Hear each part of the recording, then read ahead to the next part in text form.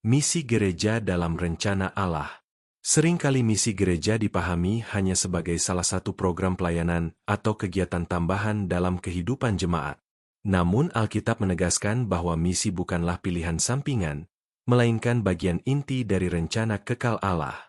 Gereja ada karena misi, dan gereja hidup untuk menjalankan misi Allah di dunia ini. Sejak awal, Allah telah memiliki rencana keselamatan bagi seluruh umat manusia. Kejadian 12 ayat 1-3 berkata, "Berfirmanlah Tuhan kepada Abram, pergilah dari negerimu dan dari sanak saudaramu dan dari rumah bapamu ini ke negeri yang akan kutunjukkan kepadamu. Aku akan membuat engkau menjadi bangsa yang besar, dan memberkati engkau serta membuat namamu masyhur, dan engkau akan menjadi berkat.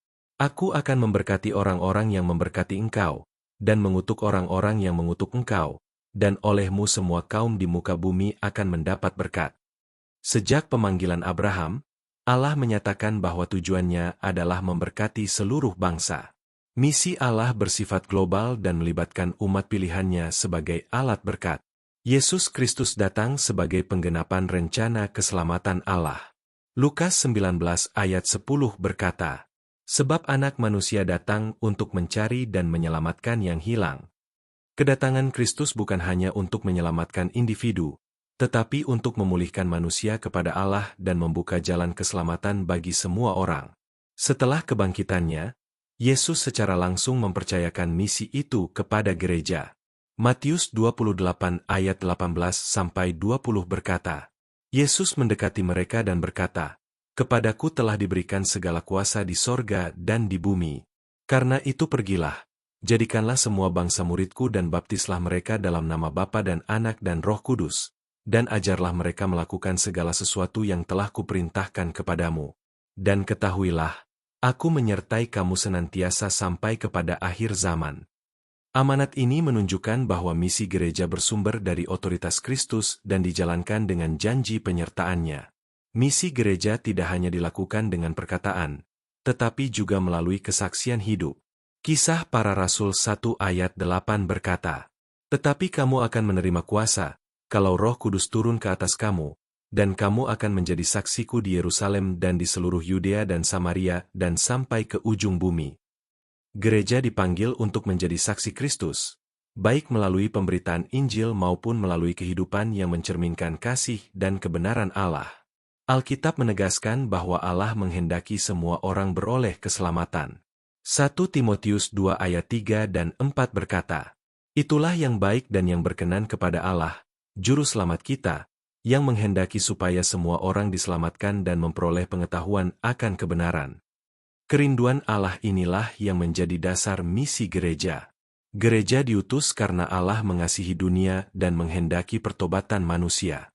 Rasul Paulus menyadari bahwa misi adalah tanggung jawab yang tidak dapat diabaikan. 1 Korintus 9 ayat 16 berkata, "Karena jika aku memberitakan Injil, aku tidak mempunyai alasan untuk memegahkan diri. Sebab itu adalah keharusan bagiku. Celakalah aku, jika aku tidak memberitakan Injil."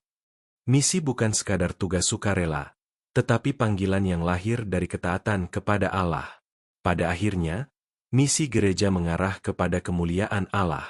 Wahyu 7 ayat 9 dan 10 berkata, "Kemudian daripada itu aku melihat, sesungguhnya, suatu kumpulan besar orang banyak yang tidak dapat terhitung banyaknya, dari segala bangsa dan suku dan kaum dan bahasa, berdiri di hadapan tahta dan di hadapan Anak Domba, memakai jubah putih dan memegang daun-daun palem di tangan mereka. Dan dengan suara nyaring mereka berseru, 'Keselamatan bagi Allah kami yang duduk di atas tahta dan bagi Anak Domba.'" Misi gereja akan mencapai puncaknya ketika orang-orang dari segala bangsa memuliakan Allah di hadapan tahtanya. Renungan ini mengingatkan kita bahwa gereja bukan dipanggil untuk berpusat pada dirinya sendiri, melainkan untuk mengambil bagian dalam rencana besar Allah bagi dunia. Setiap orang percaya dipanggil untuk terlibat, baik melalui doa, kesaksian hidup, maupun pemberitaan Injil, agar nama Kristus dimuliakan di seluruh bumi. Mari berdoa.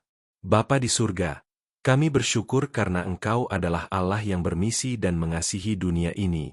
Terima kasih karena Engkau memanggil gereja MU untuk mengambil bagian dalam rencana keselamatan MU. Ampuni kami jika kami sering berpusat pada diri sendiri dan melupakan panggilan misi. Bangkitkan hati kami untuk taat, setia, dan berani menjadi saksi Kristus dimanapun Engkau menempatkan kami. Pakailah Gereja MU untuk menyatakan kemuliaan-Mu sampai ke ujung bumi. Di dalam nama Tuhan Yesus kami berdoa. Amin. Terima kasih sudah mendengarkan renungan ini.